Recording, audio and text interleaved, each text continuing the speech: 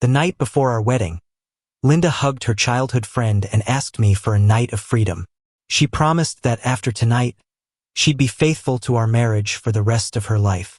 I looked at her for a long time, then nodded. As her friend walked past me, he said generously, "You can go out and find a woman tonight too. I won't care, I promise." No need to go out. I silently walked over to her very best friend. I looked deeply into those beautiful eyes and said, "Want to sleep together tonight?" She has her childhood sweetheart, so couldn't I have my first love? The room was filled with people, her close friends and my best men. After several rounds of drinks, everyone was a bit tipsy. Suddenly Linda hugged Eric, her longtime friend, and said, "Eric, see, childhood sweethearts can't beat someone who suddenly comes along. Can they? I'm marrying William tomorrow. Don't you feel a bit regretful?" Eric's face turned sour, like he was about to cry. "Regretful? But what can I do? You ended up loving him," he said. Linda looked at Eric's tear-filled eyes with an expression full of pity. "How about we make up for that regret tonight?" Eric looked up. "How?" Linda slowly turned to look at me. "Honey," she called out, "tomorrow we'll be married, and I promise I'll never betray you. But for tonight, the night before our wedding, why not play a little and give each other a bit of freedom?" The room erupted with cheers, but then it fell silent as they noticed my cold expression. Linda's intentions were obvious. She wanted to spend one last wild night with the man she'd been fond of her whole youth, to make up for loving but never being with him. She was confident I wouldn't outright reject her and believed she could easily pacify me afterward. Her confidence came from a simple place. Although she had pursued me ardently back then, in terms of family background, I was definitely marrying above my station. She thought I was not only smitten by her, but also keen on her wealthy family's status.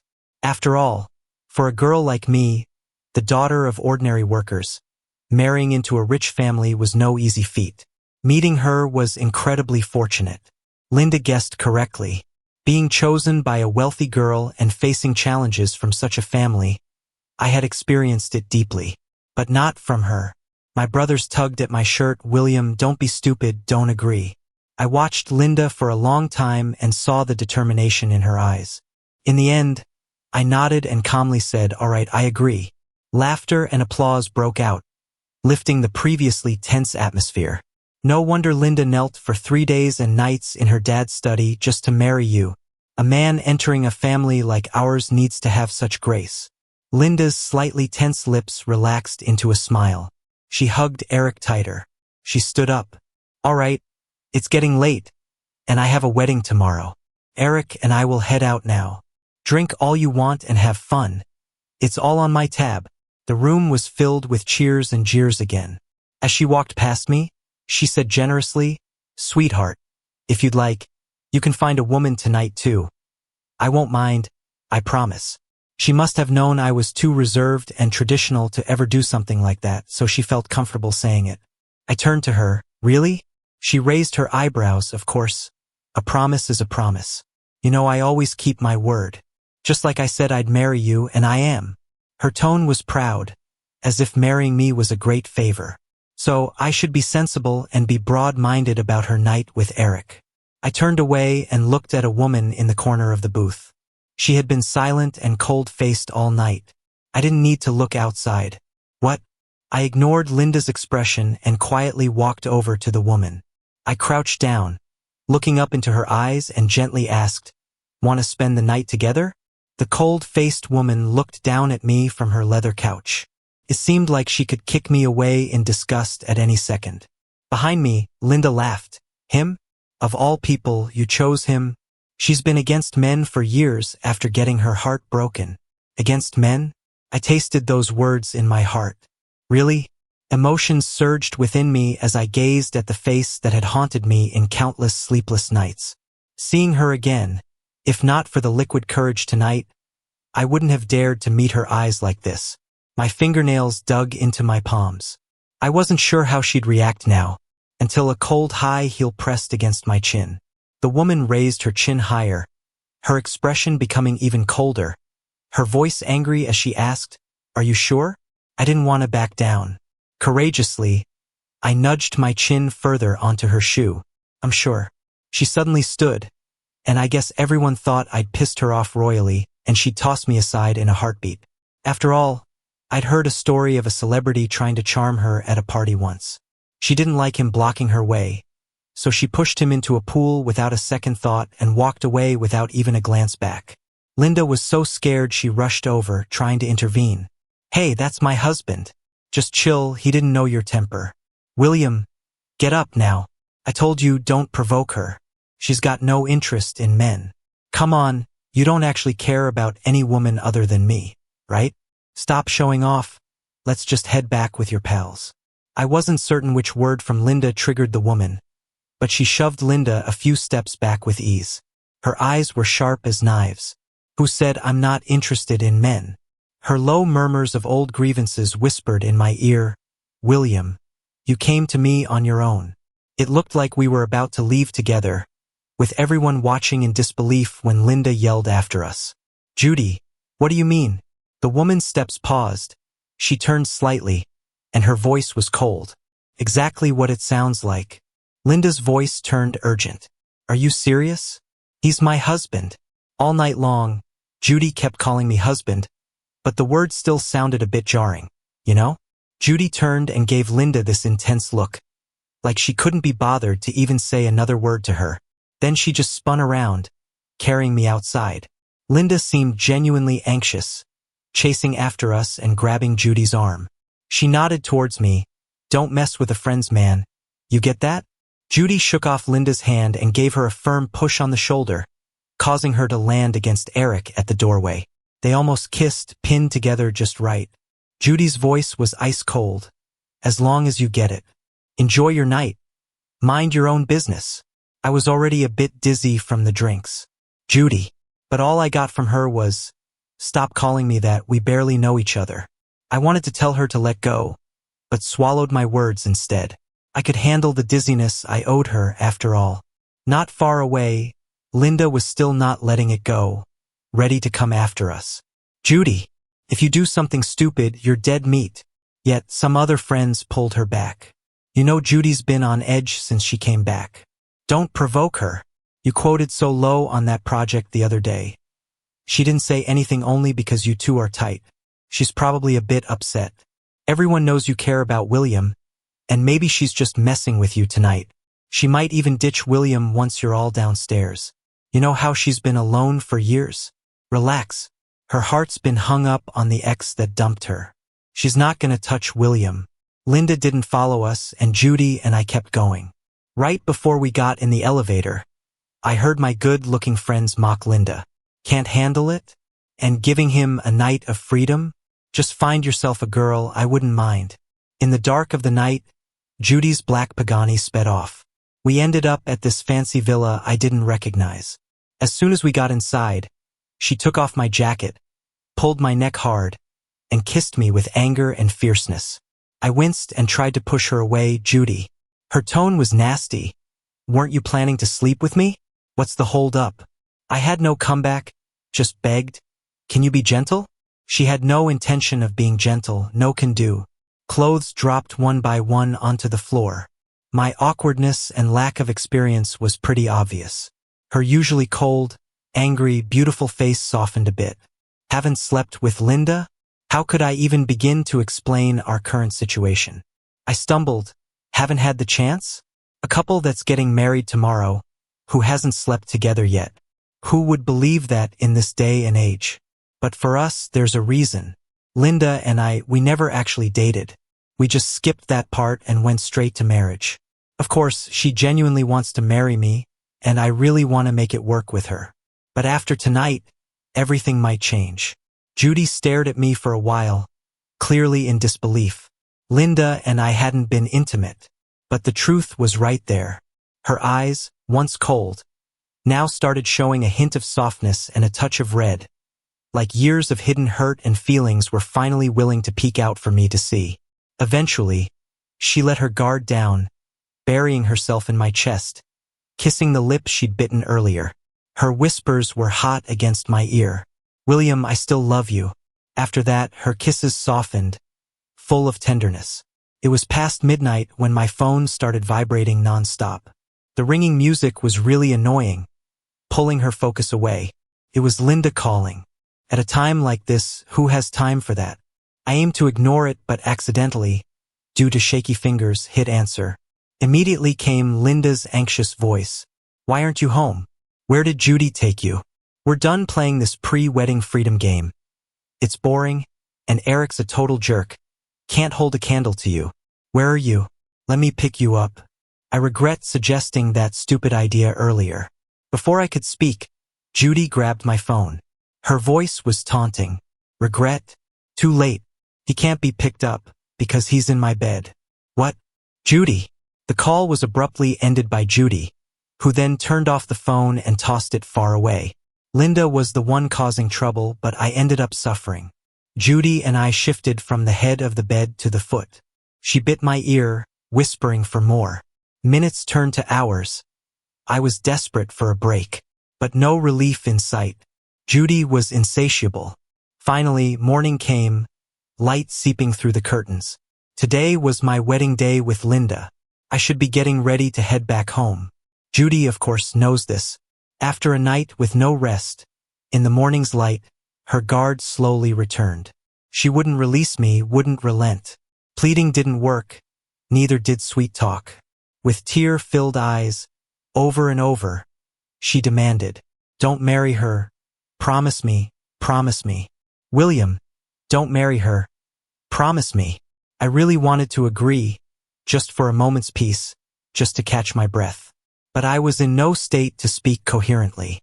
Getting no answer, she seemed to lose hope, suddenly collapsing onto me. As I held her close, there was a hint of a plea in her voice.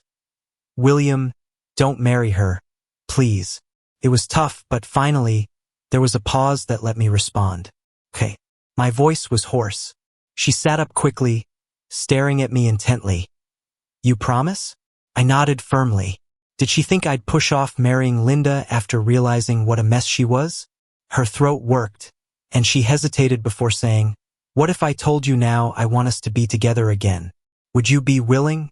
I felt a mix of emotions, almost laughing at the absurdity. "Judy, you've spent all night with me. I haven't even had a minute's rest. And now you want to ask if I'm willing?" Her expression relaxed. "So, you are willing?" I nodded again, and she placed a loud kiss beside my lips. She pulled me up to sit.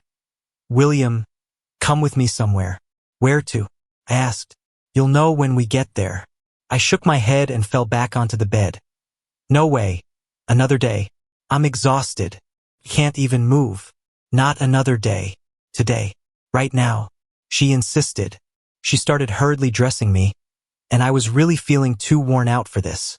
"Judy, I'm filthy. We were all over the place last night. Can't we at least take a quick shower?" She seemed in a rush. "Doesn't matter, no one will know. We'll get cleaned up when we get back. Just toss these clothes out and buy new ones." With that, two sleep-deprived lovers threw on some clothes and headed out. We barely left the villa when she reminded me. "William, turn on your phone. Let your family know the wedding's off, so they don't go there for nothing." Finally hit me. She had me so spun around I hadn't even thought of that. Ignoring Linda's endless messages and calls, I called my folks first.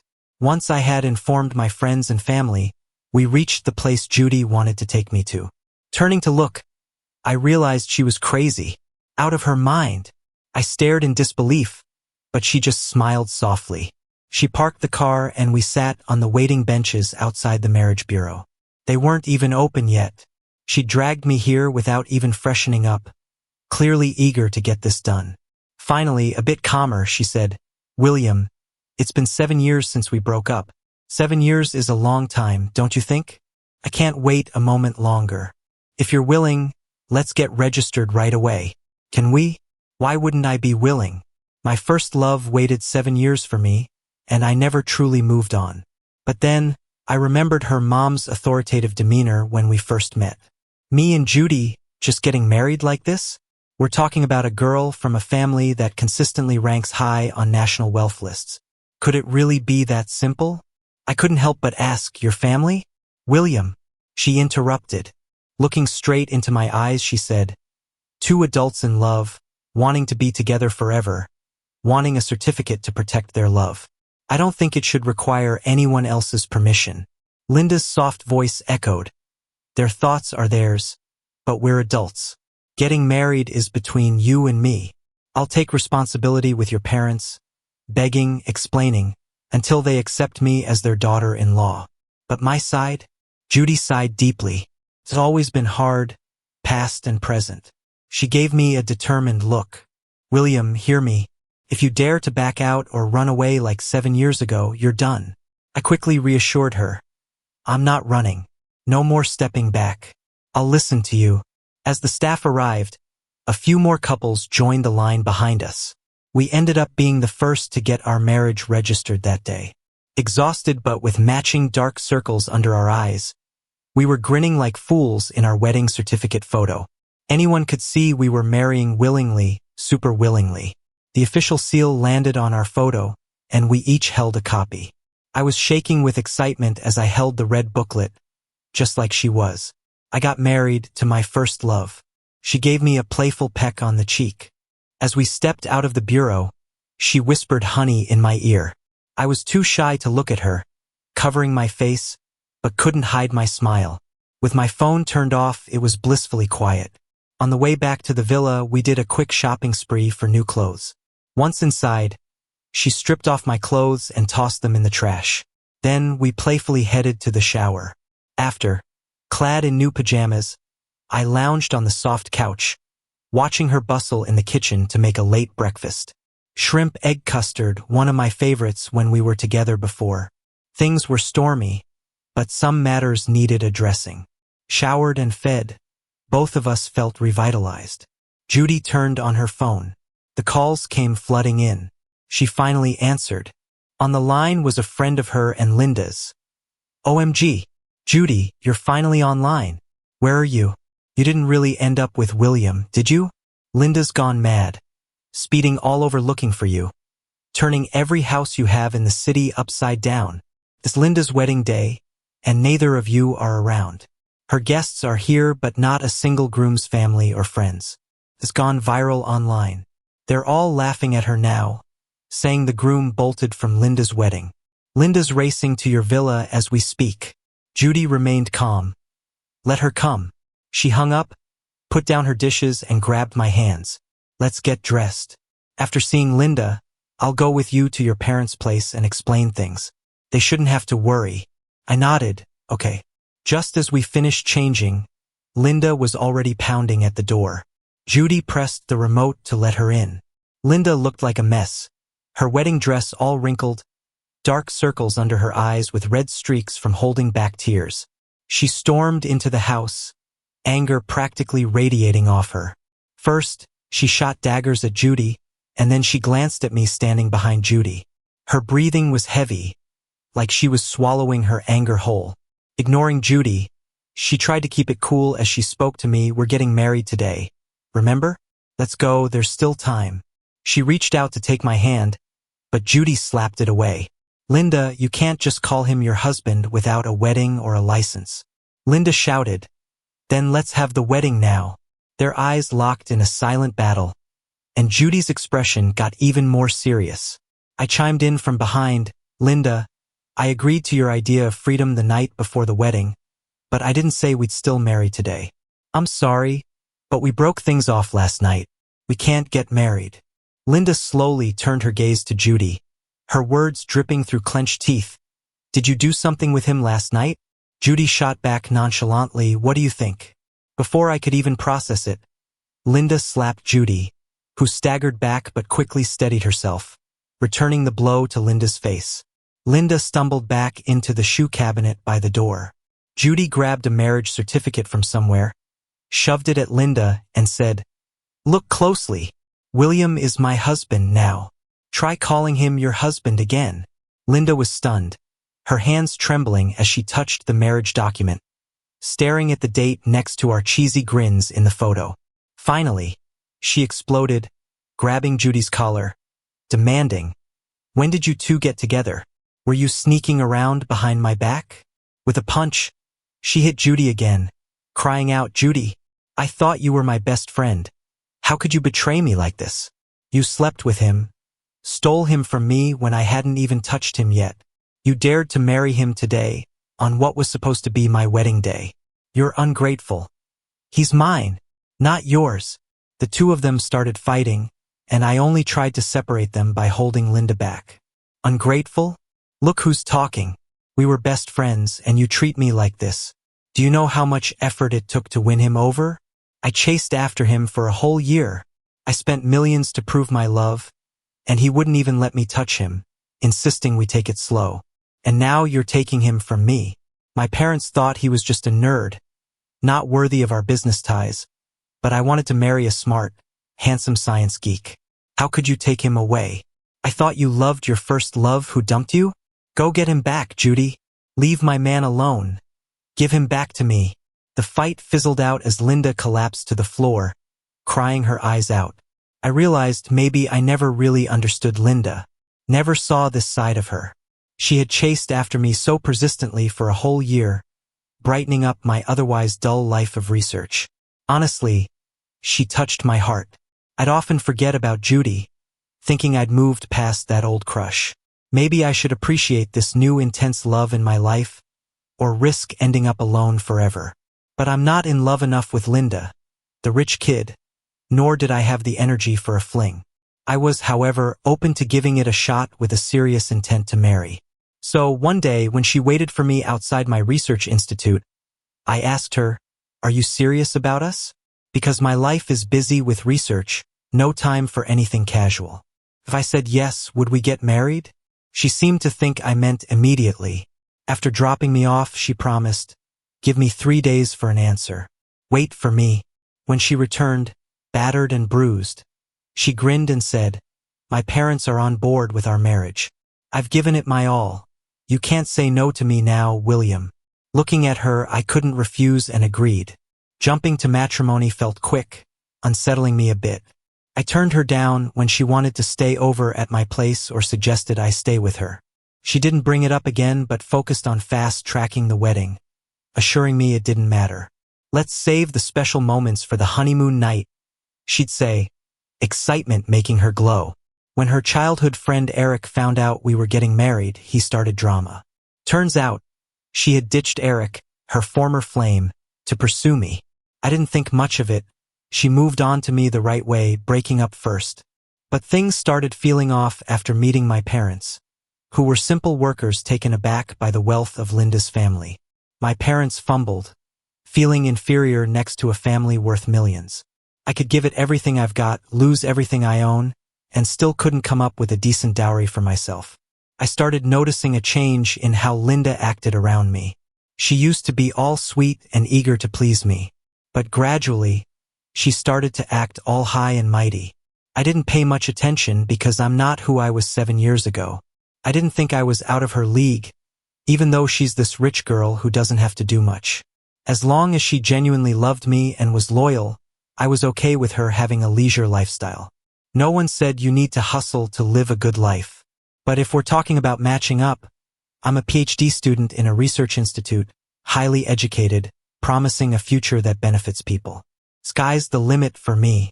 Who says I can't match up to some spoiled rich girl who can't even recognize all the alphabet and whose degrees were bought? She's a shopaholic and spends money like it's going out of style. Like seriously, who can't match whom here? If she looks down on me, the feeling's mutual. I thought she understood the balance of knowledge and wealth between us. But after seeing my not-so-fancy family background, she thought it was me who was reaching and that meeting her was my big score. She started acting like I should be all humble and grateful, making an effort to hold on to her. Then she started flirting with an ex she wasn't over yet. With Judy showing up again, I was thrown for a loop and didn't get a chance to make Linda see straight. Our wedding day crept up on us. The night before the wedding, her actions, her words made me realize she wasn't good enough for me. She didn't deserve me. That realization gave me the courage to chase after something distant but never really left the soft spot in my heart. My first love. Watching Linda throwing a tantrum on the floor, Judy didn't seem surprised. They've known each other since childhood, and it wasn't just talk. When Judy and I dated secretly, I never met her family or friends. Until she came back to the country the other day, I had no clue about the tangled past between us three. Back then, Judy would say, "William, just give me some time. I'm serious about us, but I don't have a say at home right now. Be patient, okay?" I'd nod seriously, "I will." I believed her. I knew her family was well off with some backing, but the actual wealth and power were beyond what I imagined until they kidnapped me off the streets and shoved me in a car. I ended up in a private room with a classy woman. She said her piece and slid a check for $1 million across the table to me. I was embarrassed, too shy to look up at her, but I wouldn't take that money. So I gently pushed it back. I heard her chuckle softly, "Your appetite's big, young man." Then the check turned into $10 million, slid right back to me. She was gentle, almost tender as she spoke. "If it's not enough, we can add more. It's pocket change for us. But you must break up with my daughter and never see her again. She has a fiancé, didn't she tell you? They'll be married right out of college. His dowry's at least $10 billion. What do you have?" At that moment, my understanding of life, my values, everything collapsed. Forget billions, even the $10 million they tossed at me, most people couldn't earn that kind of money in several lifetimes. And my girlfriend, Judy's mom, was using it to dismiss her daughter's secret boyfriend. My parents together don't even earn $10,000 a month. I'm just an average guy from an average family. Every number she threw out was terrifying. I realized I was a frog aiming for a swan like Judy. It wasn't about love. There was just no way I matched up to her. We were a world apart. I ran away, promising never to take the money. That sum was staggering, even scaring me then. Judy didn't marry the so-called fiancé. Instead, for reasons unknown, her family tossed her abroad and barred her from coming back for 6 years. I pushed myself to the limit, studying grad school, going straight through from master's to PhD. I couldn't let myself stop for even a second. I felt so inadequate deep down to my core. I was the foolish frog, dreaming of that heavenly princess. Determined, I pushed hard so this muddied frog wouldn't look so ugly and disdainful. As I grew wiser with age and education, I gained confidence and realized something important. Whether with Judy or later with Linda, there was no need to feel inferior or belittle myself. Because love is equal. If she loves me, wants to be with me forever, and I feel the same way, then that's it. Any obstacles we face, we fight them together. That's how it should be handled. Why not cherish what you worked so hard to pursue? If you're proud of catching it, why not cherish it? On the eve of the wedding, fooling around with your ex and losing your husband-to-be serves you right. Linda sat up, wiping her tears in defiance. Like I did it on purpose? Eric and I go way back. You think there'd be no feelings at all? I was just stupid, drank too much, and said something dumb. Judy, even so, how do you justify going over your best friend's back? Don't you have a conscience?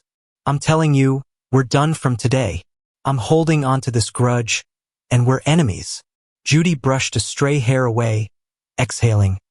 Enemies? Are you saying your family doesn't want that billion-dollar project then?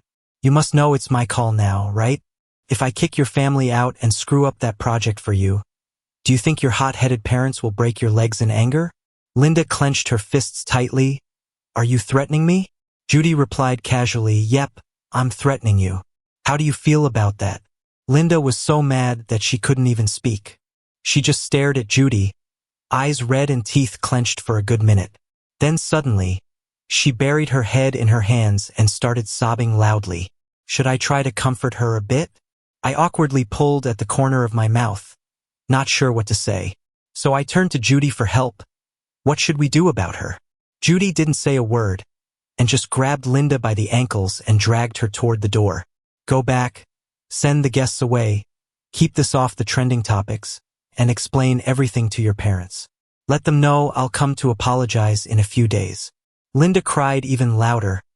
I will never forgive you, Judy. Why did I even meet you? Finally, Judy tossed Linda out the front door. Stop bawling. Just to be clear, I didn't undermine you. You shook things up and didn't appreciate what you had. I just reclaimed what's mine. Linda got up and murmured, What do you mean by that? Judy took my hand. Let me introduce you again. William, my first love, the reason I was stuck overseas for 6 years and couldn't come back home. my alcohol binging, multiple poisoning incidents, and my ending up in the hospital, which you witnessed when you visited me abroad. The name I never dared mention to you, fearing you'd bother him behind my back or my mom would harass him. That's him, right in front of you, William. The only man I, Judy, have ever truly loved. He's my husband now. So, from now on, you better drop any thoughts you have about him. Don't even entertain the idea. You know I'm an only child and will take over everything. I really don't want to destroy my childhood friend's family, leaving nothing behind. 5 years later, it's our daughter Honey's 2nd birthday. The party was held at Judy's ancestral home. Before it started, her grandma was holding her lovingly in her arms. She placed a $2 billion crown on her head. Our little princess, born to enjoy a good life. Happy birthday, my precious Honey. Grandma loves you. Honey dove into her grandma's embrace. Thank you, Grandma. I love you, too.